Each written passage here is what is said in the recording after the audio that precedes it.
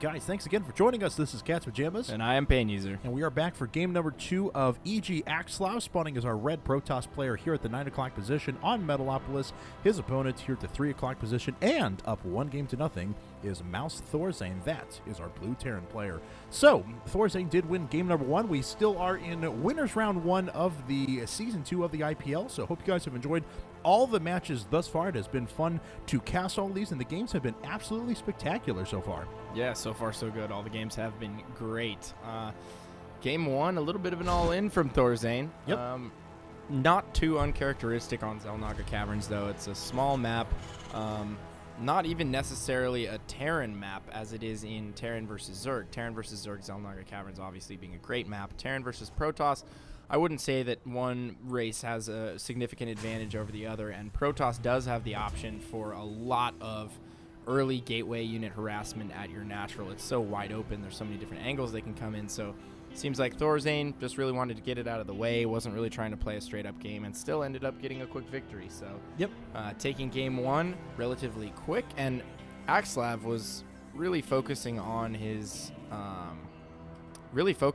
production and his infrastructure. Went up to 6 gates and a robo before I think at that making point, units. Yeah, at that point he had, 2 Stalkers and a few Sentries and 1 Zealot, I think, on the field at that point. And we were approaching the 10 or 11 minute mark or something like that. He still almost held it, too. Yeah, no, I mean, he had good force field control. I think we agreed that he picked his...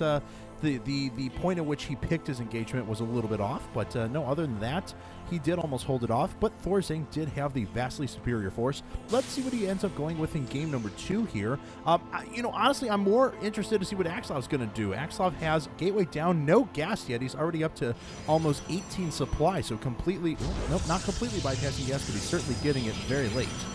Yeah, 17 gas for Axslav.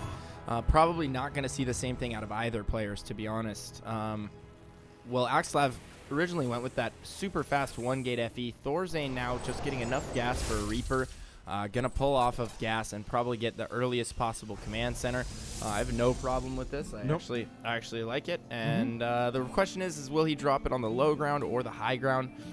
You never know. It's totally preference. And then Axslav also getting his cybernetics core here. So will we see a second gateway out of him? It looks like he is going to drop a 1-gate FE once more.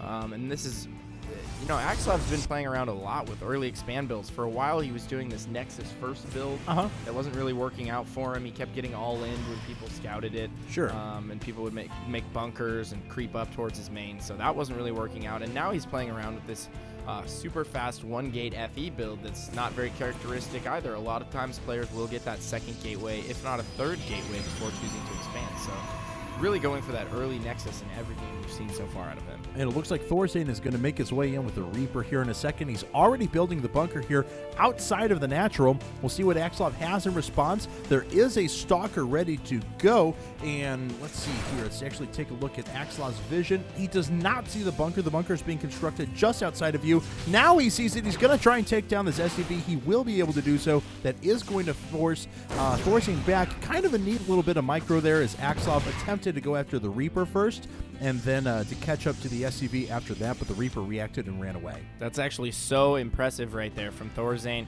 He knows that the Nexus's sight range while building isn't even close to when it's finished. Right. He starts putting up the bunker. In the event that Axslav doesn't send a unit down there, he has a free bunker up at the natural. He'll be able to put that Reaper in there, and that would make things very difficult for Axslav. He'd probably have to pull some probes.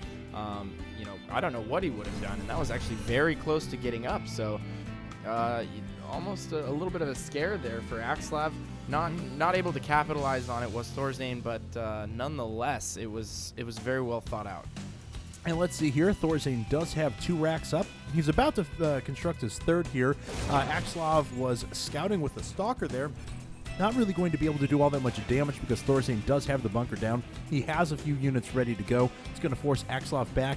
Axslav transition, though, is over to 3-gate Robo, which is pretty predictable. This is getting towards the same composition that he actually had last game. He'll establish his economy a little bit quicker this time around, and then probably move up to a heavy gateway plus robo composition. Curious to see how quickly he ends up going for his Colossi tech, though. Probably, in general, he goes up to his... I was just about to say something, but I will take that back. He already has his robo on the way, but he's adding those 2 gateways much earlier than usual, going up to 5 gate really early on in this game, and we are probably going to see an aggressive timing push out of Axslav here. He's not teching up to Colossus as soon as he possibly could. Wondering what he's going to use the robo for.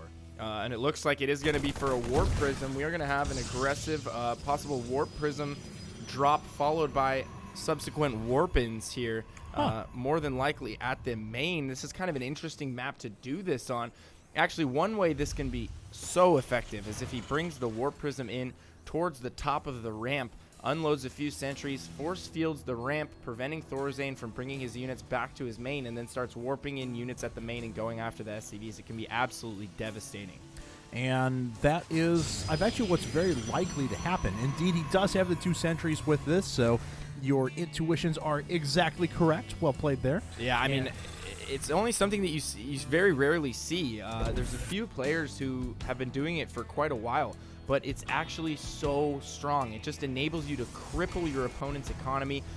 You know, it's so devastating, and there is literally nothing he can do about it, short of having his units ready in the main ahead of time. I mean, there's no way you can know that there's a Warp Prism with sentries on its way into your main, and it looks like Axslav is going to head in with that Warp Prism in just a second here, and he's actually going to bait the units to make sure that they're at the bottom of the ramp before he sends his units up top, and that's actually so smart from him. He's going to force ThorZaIn to bring all of his units down the ramp, and he is headed up to the top of the ramp right now. Going to go ahead and unload those 2 sentries. They come out a little bit late, and wow, he gets the force fields off and starts warping in units immediately to his main. The force field at the top not completely blocking things out, but there are so many Zealots in the main right now, and wow, ThorZaIn is in a lot of trouble here. Yeah, absolutely. There is only one more Marauder here on the high ground with a couple of Marines. All the rest of the units for Axslav now are in the main. Looks like ThorZaIn is going to bring in the rest of his units. He's not going after the Warp Prism yet. That is going to allow Axslav to reproduce very quickly. Looks like all Zealots coming in now, and those Zealots are getting close to so much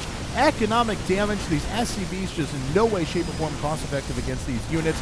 Looks like Axslav is forced to pick up and leave. The last Stalker does go down, but not before a lot of damage. How many SCVs do we have left? 20 SCVs to 41 pros. Axslav just taking a huge lead here, warping in more units at his offensive pylon. I don't think ThorZaIn wants to be engaging here. This is the last remainder of his forces, and Axslav dropping that Warp Prism in the heat of battle, splitting ThorZaIn's forces in 2. Probably going to start to warp in some units. No, he's actually going to pull that out of there. He doesn't want to engage just yet. Not sure exactly what Axslav's plans are from here. Looks like he is going to warp in quite a few more units and continue on with this aggression. He is up to 8 gateways now. Wow.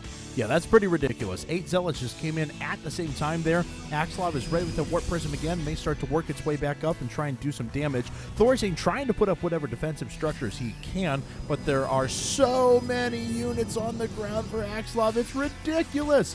ThorZaIn is actually not reproducing any workers as well, content to stick on that 20 SCVs and just produce as much as he can. Axslav thinking about moving in there, trying to bait those units out into the open field a little bit. Does put down the force field, going to prevent the repair on that bunker. A lot of damage being done. The rest of the forces getting destroyed for ThorZaIn. I don't think he has anything left to hold this off, and this is going to give Axslav the victory. Oh my God, just doing so much damage to all of these forces. Yeah, it was a very, very aggressive, heavy gateway style of play, and GG is called from ThorZaIn. And wow, very aggressive 8 gateway, 2 base timing push. If you go to his natural, not even mining gas, and just going with a heavy zealot style, and ultimately going with the strategy that I thought might have been a possibility. It was either that, or I thought he might use the Warp Prism just to directly warp units into the mineral line at the main, blocking the ramp, but he actually added a little something to the build that I was talking about. He hit the front at the exact same time, force fielding some of the bunkers and killing units at the front, as well as some of the units up in the main, and just doing so much damage. So there you are, folks. ThorZaIn loses game number 2, and that is going to take us to game number 3, the rubber match of this 3-game set. So for Cats Pajamas and Pain User, we're signing out for just a second. You don't go anywhere.